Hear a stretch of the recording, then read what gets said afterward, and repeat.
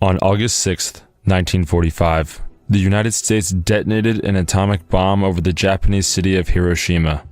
The outcome was catastrophic. It is impossible to know the precise number, but it is estimated that between 70 and 140,000 people died as a result of the blast.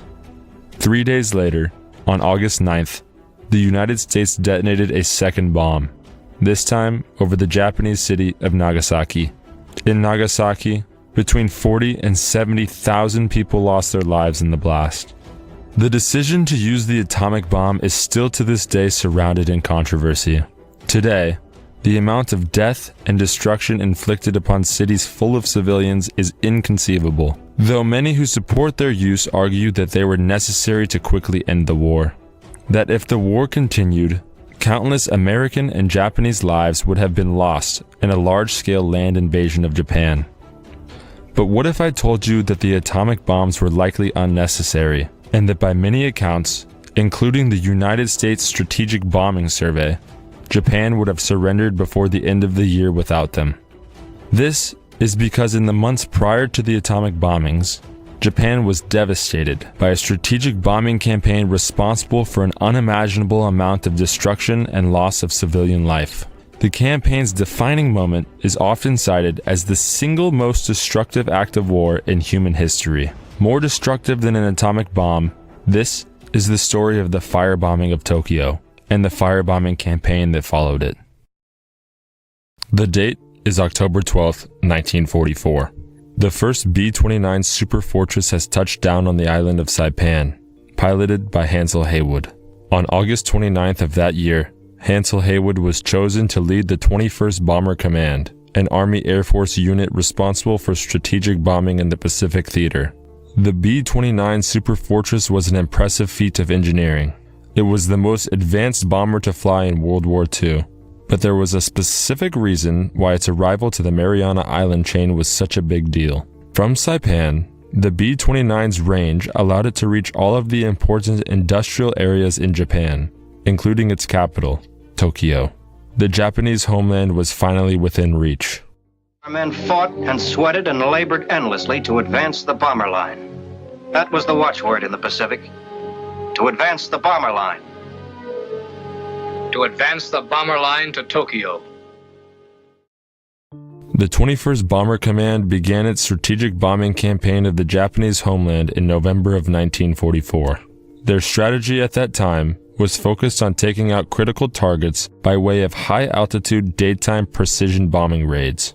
By destroying targets such as military production plants, water supplies, railroads, power grids, or other critical systems, the enemy would be unable to produce necessary war supplies and unable to sustain its people enough to maintain support for the war. United States military leaders decided that Japan's aircraft industry was the critical target of the Japanese war machine. If they dismantled it, Japan's capabilities would be strongly hindered, therefore bringing a quicker end to the war. The first mission was flown on November 24, 1944. 111 B-29 bombers took off from the Mariana Islands to bomb an aircraft production plant in Tokyo, but problems arose upon arrival. Clouds almost completely obscured the target, and only 24 bombers dropped over the plant, destroying a measly 1% of the building area and 2.4% of the machinery. The mission was a complete failure. But this was not just a one-off failure. This mission set the pattern for the next 3 months of operations by the 21st Bomber Command, which saw unsatisfying raid after unsatisfying raid. What was the problem? Was something fundamentally wrong with the strategy? Yes. In order for daytime, high-altitude precision bombing to work, air crews need to be able to see the target and accurately drop the bomb. But as bombers reached their targets, they often found clouds obscuring it. Even when the target was visible, they ran into a completely new challenge. As bombing raids began to take place over the Japanese mainland, air crews were returning to base with extraordinary weather reports. As they approached their targets, their instruments were registering wind speeds upwards of 200 knots. These wind speeds were unheard of at the time. So, were the instruments just faulty? No. The B-29 air crews had discovered the jet stream, and bombing in these conditions was nearly impossible. With wind speeds this high, neither the impressive Norden bomb sight nor its bombardiers could function properly. The jet stream was an issue that the 21st Bomber Command had no answer for. After months of unsuccessful raids, Hansel Haywood was replaced by Curtis LeMay on January 20th, 1945. Curtis LeMay was hard-nosed and tough. He was also willing to depart from previous tactics in order to achieve results. But for the first few missions flown under his command, he stuck to the same ineffective precision bombing tactics, and by early March of 1945, the 21st Bomber Command had come to a crisis. The crisis would be solved by a radical change in bombardment tactics that would end the primary use of daytime, high-altitude precision bombing in the Pacific. There had been a popular belief in the United States military that Japanese cities would be highly susceptible to incendiary bombing attacks. Many of Japan's urban areas at the time were densely populated, and buildings were predominantly constructed using wood and paper. Military and industrial targets were surrounded by these crowded residential sections, and much of the manufacturing process actually took place within the homes of the workers. So, in 1943, the military built a mock Japanese city at Dugway Proving Ground in the Utah desert. They tested the effectiveness of several types of incendiary bombs on the mock city. They found the M69 incendiary bomb, which used napalm as its filler, to be the most effective. It created uncontrollable fires that burned the wooden city to the ground and provided evidence that firebombs could be effective against Japan. Fed up with the repeated failures of the precision bombing campaign, General Henry Hap Arnold and his headquarters became progressively more interested in an all-out incendiary campaign. And on February 25th, 1945, Curtis LeMay and the 21st Bomber Command finally conducted a conclusive test of the firebomb. Targeting an urban area of Tokyo, 172 B-29 Superforts destroyed over 27,000 buildings across 1 square mile. With a decisive test of the firebomb, and with an increased force of B-29 bombers on hand, a maximum strike was imminent. It was clear that future objectives would involve incendiary area bombing, but the jet stream was still a problem, and the spring months would bring continued cloud cover to Japan. Because of this, Curtis LeMay decided to take a gamble and depart completely from previous tactics.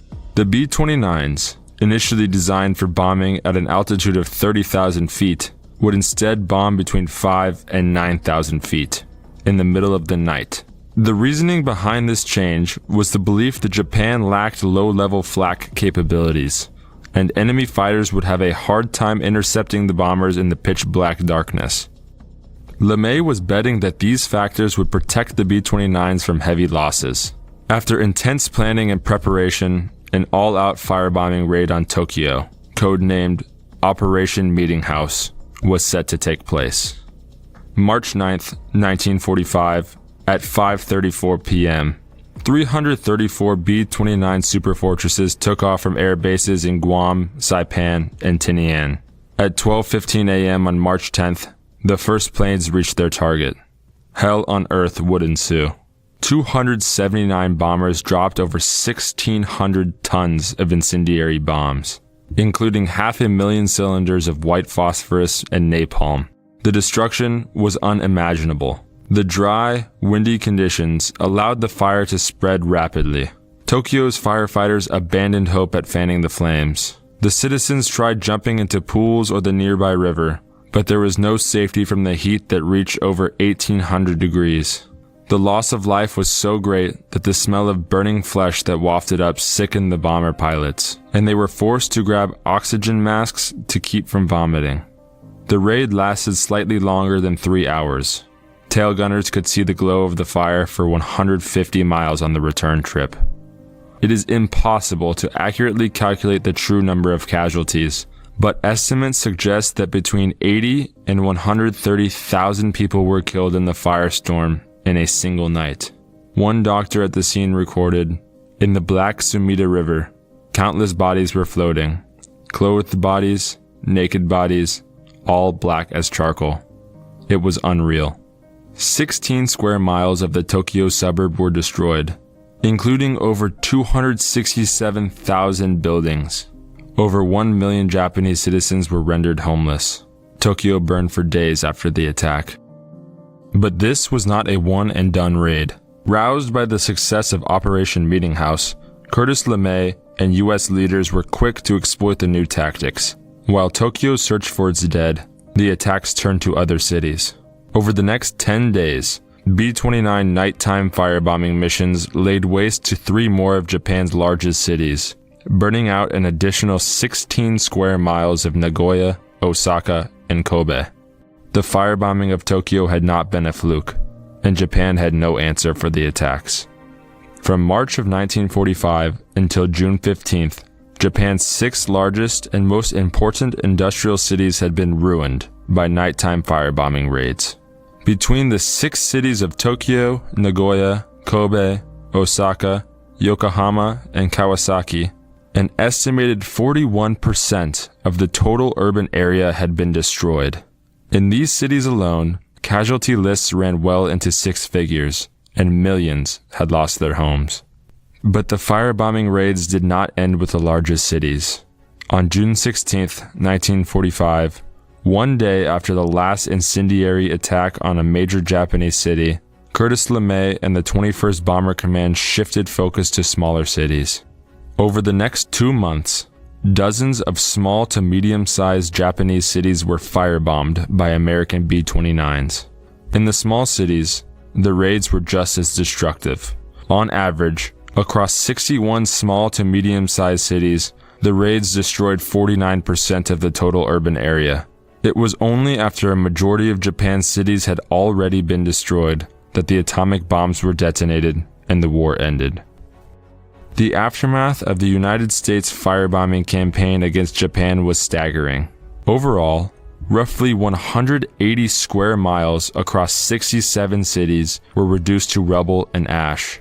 Somewhere between 200 and 300,000 Japanese civilians lost their lives, and an additional 200 to 300,000 were injured. Over 8 million people were left homeless. The death toll from the firebombing of Tokyo is greater than that from the Nagasaki bombing, and comparable to the Hiroshima bombing. Although these numbers are important, the focus on casualty statistics undermines the true sufferings of the Japanese citizens, and the dislocation of the millions forced to flee the bombed towns and cities. Due to the controversy and implication of the atomic bomb, we rarely hear about the firebombing of Tokyo and the firebombing raids that followed it. The use of atomic weapons certainly put a quick end to the war, but the devastating incendiary attacks had pushed Japan to its limits. In December of 1944, before LeMay's firebombing campaign, just 10% of the Japanese population believed that Japan would eventually lose the war.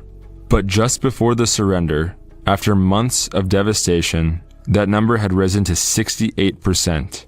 Over half of those believing in eventual defeat attributed the principal cause to air attacks, other than the atomic bombing attacks.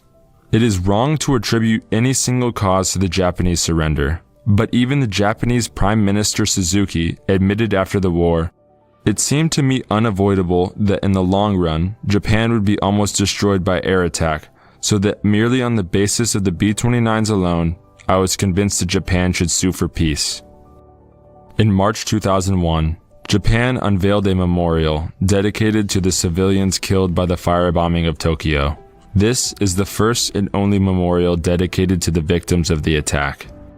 Whether or not the knowledge of these attacks changes your viewpoint on the use of atomic weapons, it is important to recognize the hardships Japanese citizens were subjected to in the final months of the war. This history should not just fade away into the shadows of the Manhattan Project, but be brought to light so we can better understand the events of our past. Napalm and incendiary weapons were outlawed by the United Nations in 1980, and hopefully we continue to move towards a day where civilians no longer need to be subjected to acts of war. We have come a long way from the indiscriminate carpet bombing of the past, but we still have a long way to go. In the end, we must remind ourselves what we are capable of, evaluate our histories, and use them to make our world a better place today. Thanks for watching.